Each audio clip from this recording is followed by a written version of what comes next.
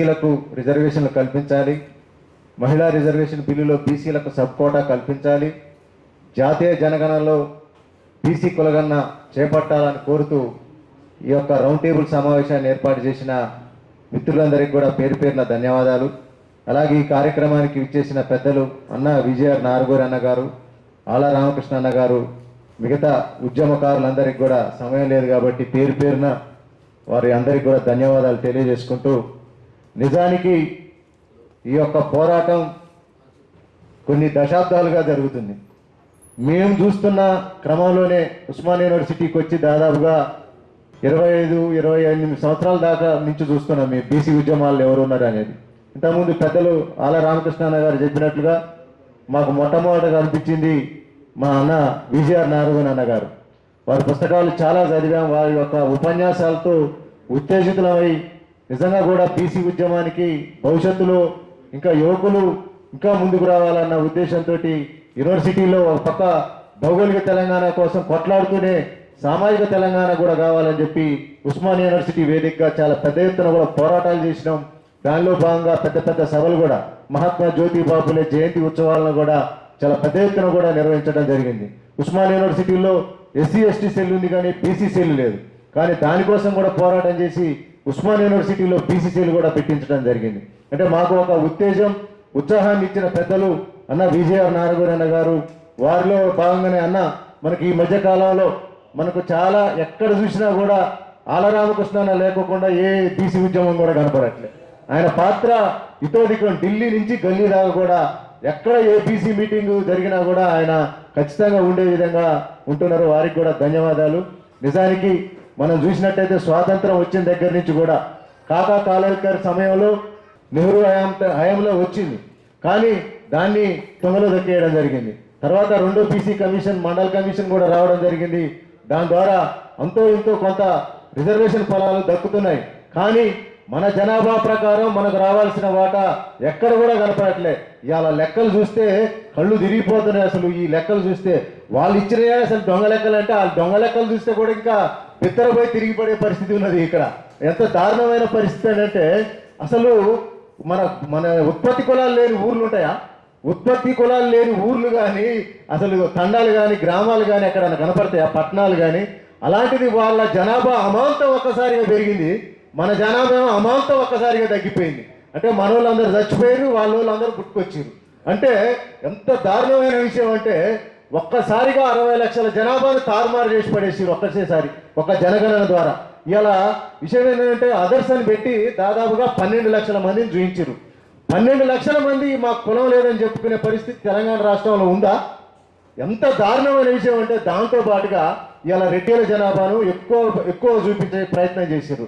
నిజానికి మహబూబ్ నగర్ కావచ్చు, కొన్ని జిల్లాలలోకి వెళ్తే బీసీలు కూడా రెడ్డి అని పెట్టుకుంటారు. నేను మన యూనివర్సిటీలో చాలా మంది సోదరులు ఉన్నారు, అరే రెడ్డి సీను రెడ్డి అంటే మీరు రెడ్డి వాళ్ళ తమ్మి అని చెప్పి మేము అంటే కాదన్నా మేము బీసీలు మరి రెడ్డి ఏంది అంటే ఏమో ఎనకటి నుంచి అది వచ్చిందని అన్న టైటిల్. ఆ టైటిల్ అనేది చాలా జిల్లాలలో కూడా ఈ టైటిల్ ఉండటం వల్ల వీళ్ళని కూడా రెడ్డిలలో కలిపేసింది. ఇట్లా వీళ్ళని కూడా కలపడం వల్ల వీళ్ళ జనాభా అమాంతంగా పెరిగింది. దాంతో పాటుగా ముఖ్యంగా ఇలా కాంగ్రెస్ గతంలో ఎంత తప్పు చేయాలో అంత తప్పు చేసింది. దాని అందరికి కూడా మనం అందరికి కూడా తెలిసిన విషయమే, చరిత్ర అందరికీ తెలిసిందే. కానీ ఈ మధ్యకాలంలో కాంగ్రెస్లో వచ్చిన మార్పు అందరం స్వాగతించాల్సిందే, ఖచ్చితంగా స్వాగతించాల్సిందే. ఎందుకంటే అటు బీజేపీ హిందుత్వ ఎజెండా తీసుకున్నది. ఎందుకంటే హిందుత్వ ఎజెండా తీసుకున్నప్పుడు అసలు హిందువులు అంటే భారతదేశంలో ఎవరు అంతా బీసీ కులాలు, ఎస్సీ ఎస్టీ బీసీ కులాలనే ఉన్నారు. ఇక ఆల్టర్నేట్ లేదు. ఇక వేరే పార్టీకి ప్రత్యామ్నాయం కూడా లేకోకుండా బీజేపీ చేసే పరిస్థితి కనపడుతున్నది. దానికి ఆల్టర్నేటివ్ ఒకే ఒకటి, బీసీ ఎజెండా. భవిష్యత్తులో రాహుల్ గాంధీ ప్రధానమంత్రి కావాలంటే ఖచ్చితంగా బీసీ ఎజెండాని భుజాలకెత్తుకొని మళ్ళొక్కసారి జోడయాత్ర చేసినట్టు బీసీల కోసం మళ్ళా ఎలక్షన్ల ముందల తిప్పే బాధ్యత మా ఆళ్ళ రామకృష్ణ తీసుకోవాలి. తీసుకున్నప్పుడు మీరు కలలు కంటున్న భావి ప్రధాని రాహుల్ గాంధీ ప్రధాని అవుతాడు, బీసీలకు కూడా రిజర్వేషన్లు వస్తాయి. నిజంగా ఇవాళ మనం సంతోషపడాల్సిన విషయం ఏంటంటే నిన్న మహిళా బిల్లు అనేది వీగిపోవడం అనేది మనందరం కూడా ఒకసారి కరతాల ధ్వనులతో స్వాగతించాలి. ఇవాళ అడ్డగోలు రాతలు ఏదైనా మీడియా మన సోషల్ మీడియాలో పోస్ట్ పెడితే దొంగ ఫేక్ ఐడియాలతోటి ఒక్కొక్కడు 10 ఐడియాలు క్రియేట్ చేసి ఫేక్ ఐడియాలతోటి దాడులుగా దాడులు చేస్తున్నారు. ఎంత భయంకరంగానంటే మనోళ్ళేం పాపం ఆడ సినిమా రిలీజ్ అయితే ఆడ పోయి టికెట్ల కోసం మనోళ్ళు పోరగాలు నిలబడుతుంటే ఈ అగ్రవర్ణ కులాల్లో వచ్చిన సాఫ్ట్వేర్ ఇంజనీర్లు ఒక్కొక్కడు 10 అకౌంట్లు 100 అకౌంట్లు క్రియేట్ చేసి మళ్ళాంటోడు కూడా పోస్ట్ పెట్టగానే భయంకరంగా దాడి చేస్తారు. మనోళ్ళు మాత్రం సోయి లేకోకుండా ఎదురపోతున్నారు. కాబట్టి భవిష్యత్తులో అన్నలాంటి వాళ్ళని ఆదర్శంగా తీసుకోవాలి, నారగోన లాంటి వాళ్ళని ఆదర్శంగా తీసుకొని వారి పుస్తకాలను మళ్ళీ ప్రచురణ చేసి కూడా భావజాల వ్యాప్తి చేయాలి. దానికోసం మేము ఈ మధ్య కాలంలోనే బీసీల చరిత్రను, ముఖ్యంగా మరుగున పడిన బీసీల చరిత్రను మళ్ళీ వెలికి తీసి మన జనబాహుల్యంలోకి తీసుకురావాలని చెప్పి బీబీసీ రైజింగ్ అని చెప్పి ఒక యూట్యూబ్ ఛానల్ తీసుకొచ్చినాం.